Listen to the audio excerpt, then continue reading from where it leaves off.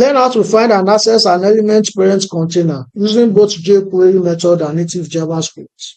In this lesson, we are going to be looking at how we can get the parent element using both jQuery method and vanilla JavaScript.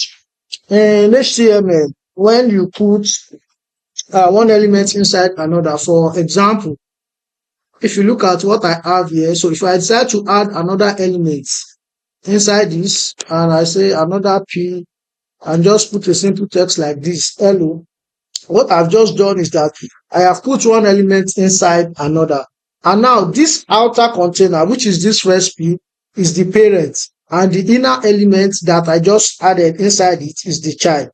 But sometimes you start with the child element, for example, like a button.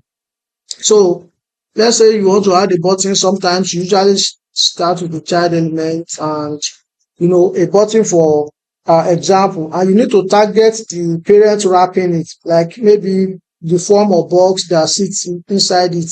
Maybe inside this button, you now have something. For example, I'm just saying. So you might need to target the parent that is wrapping it, that is what is outside of this button. So jQuery parent method allow us to set up this exactly one level to grab the outer container. So now that we understand how the outer container usually acts as the parent and the inner element as the child, so let's look at how we can access such a parent container by using both jQuery method and vanilla JavaScript method. So firstly, we are going to be looking at how you can achieve that with jQuery. So you can see my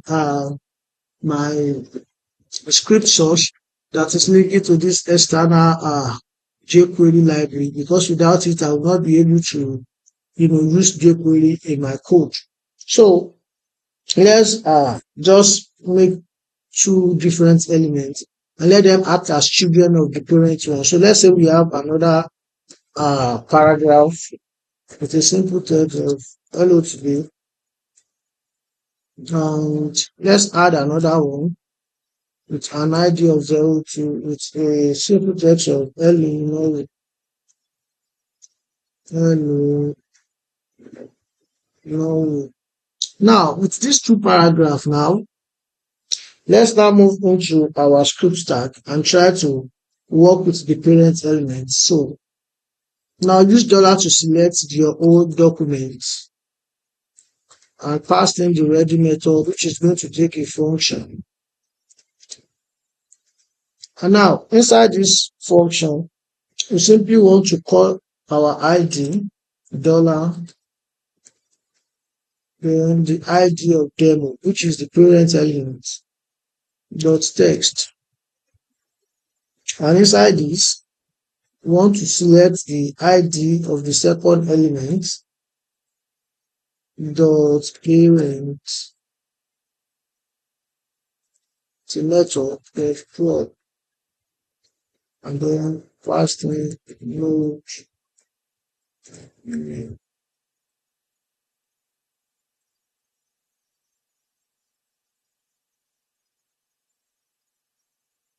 But now nothing is actually happening. So let's find out what is the problem.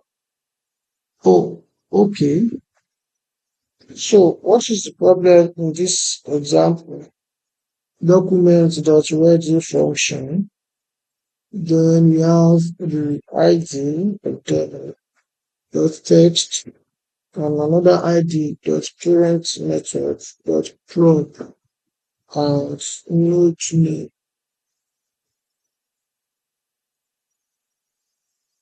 And now I can see the problem.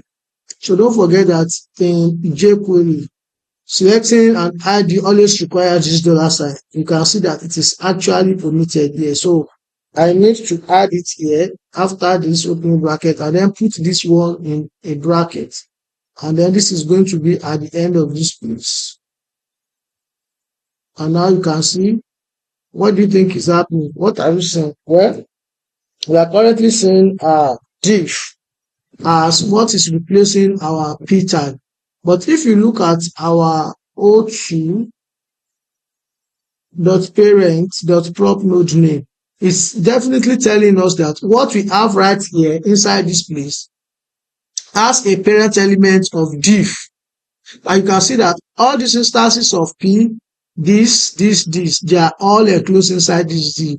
And this div is also enclosed inside the outer div. So it is basically telling us that the parent element for these two paragraphs is a div element, which is correct. So because we are targeting this idea of the demo, so all these three are all children inside this parent of div, which happens to be the outer container. So let's look at how you can do this by commenting this out in vanilla JavaScript as well. So let's move on. In vanilla JavaScript, well, what you need to do is not much. So just make a variable.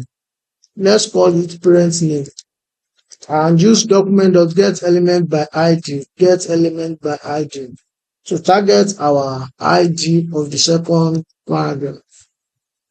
So now that I have done this, then I can go ahead and display it to the demo elements.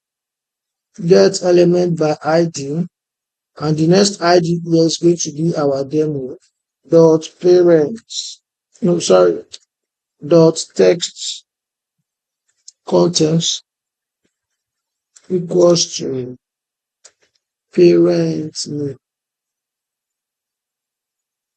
And now you should see what object HTML paragraph element, which actually is not what I look forward to, and that is because of the fact that this particular line, this particular code is not complete. So we selected the ID. We are supposed to pass in our parent elements. The parent element is a property of node interface and return the DOM node's parent element. So we need that. It's a built-in function in JavaScript. So, and then we need our node name as well. And you should see this should return div as well. So you can see that both jQuery method and vanilla JavaScript method are both returning the name of the parent element, which happens to be div. And if you look at it, all these three paragraphs are children inside this div element, which happens to be the outer container and happens to be the parent of all these children that are inside that particular div. So here are key takeaways from this lesson.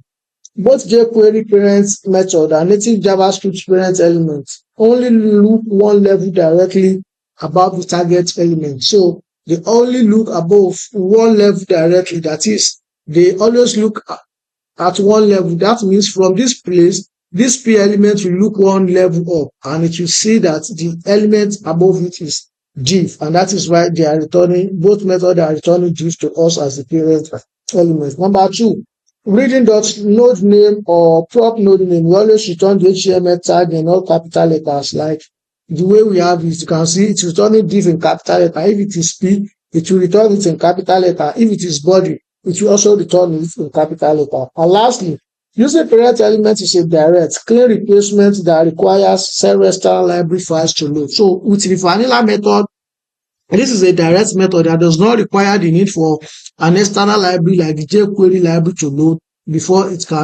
can actually get what we need to get as our parent element.